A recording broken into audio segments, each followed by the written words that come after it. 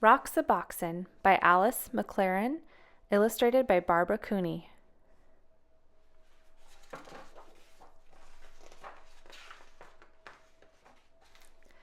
Mary Ann called it Roxaboxen. She always knew the name of everything. There across the road it looked like any rocky hill, nothing but sand and rocks, some old wooden boxes, cactus and greasewood and thorny ocotillo. But it was a special place.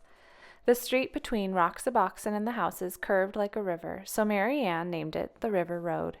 After that, you had to ford a river to reach Roxaboxen.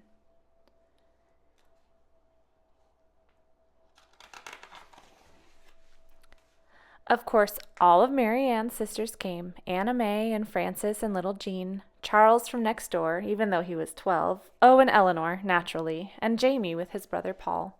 Later on there were others, but these were the first. Well, not really the first. Roxaboxen had always been there, and must have belonged to others long before.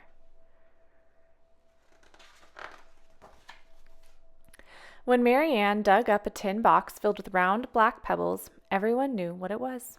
It was buried treasure. Those pebbles were the money of Roxaboxen. You could still find others like them if you looked hard enough, so some days became treasure hunting days with everybody trying to find that special kind. And then on other days you might just find one without even looking.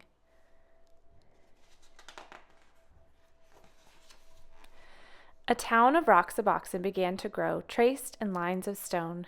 Main Street first, edged with the whitest ones, and then the houses.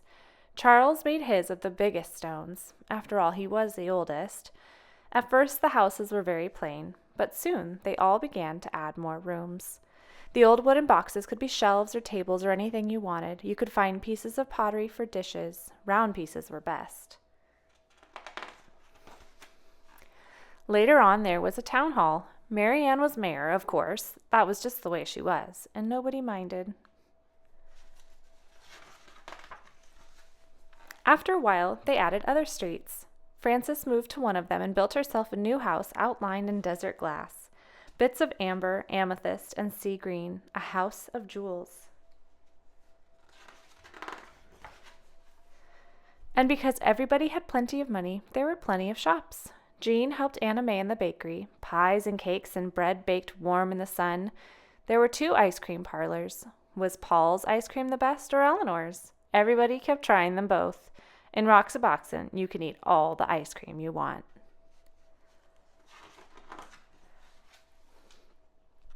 Everybody had a car. All you needed was something round for a steering wheel. Of course, if you broke the speed limit, you had to go to jail.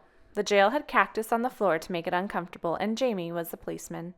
Anna May, quiet little Anna May, was always speeding. You'd think she'd like to go to jail.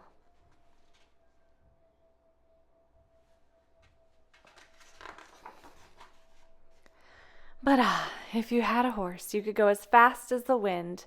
There were no speed limits for horses, and you didn't have to stay on the roads. All you needed for a horse was a stick and some kind of bridle, and you could gallop anywhere. Sometimes there were wars. Once there was a great war, boys against girls. Charles and Mary Ann were the generals. The girls had Fort Irene, and they were all Girl Scouts. The boys made a fort at the other end of Roxaboxen, and they were all bandits. Oh, the raids were fierce, loud with whooping and the stamping of horses. The whirling swords of ocotillo had sharp thorns, but when you reached your fort, you were safe.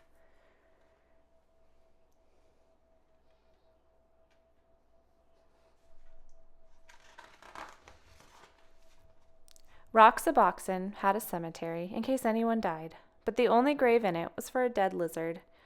Each year when the cactus bloomed, they decorated the grave with flowers.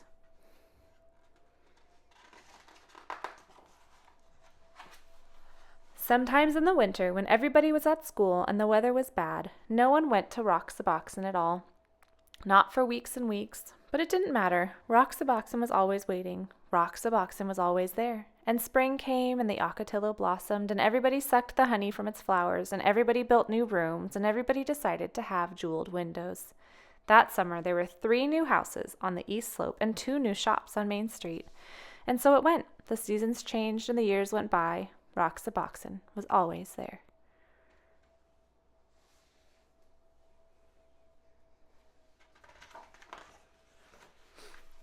The years went by, and the seasons changed, until at last the friends had all grown tall, and one by one they moved away to other houses, to other towns. So you might think that was the end of Roxaboxen. But oh no, because none of them ever forgot Roxaboxen. Not one of them ever forgot. Years later, Mary Ann's children listened to stories of that place and fell asleep dreaming dreams of Roxaboxen. Gray-haired Charles picked up a black pebble on the beach and stood holding it, remembering Roxaboxen. More than 50 years later, Frances went back, and Roxaboxen was still there. She could see the white stones bordering Main Street, and there where she had built her house, the desert glass still glowed, amethyst, amber, and sea green.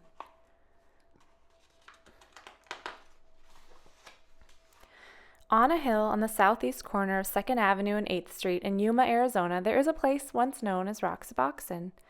The events in this book really happened to Alice McLerran's mother.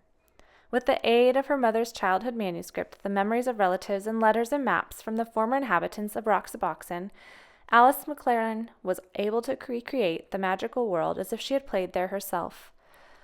She presents us with a celebration of the active imagination, of the ability of children to create, even with the most unpromising materials, a world of fantasy so real and multidimensional that it earns a lasting place in memory. Artist Barbara Cooney saw Roxaboxen as one of her toughest assignments yet, constructing a magical world out of something that wasn't there. She made 2 trips to the desert, where she found a small tan hill dotted with stones and rocks, a scattering of desert plants, and now lots of broken glass and an old car chases. But accompanied by Alice McLerran's 80-year-old Aunt Frances, former Roxaboxenite, the magic and spirit of Roxaboxen began to emerge. A magic found in the minds and hearts of the children who played there.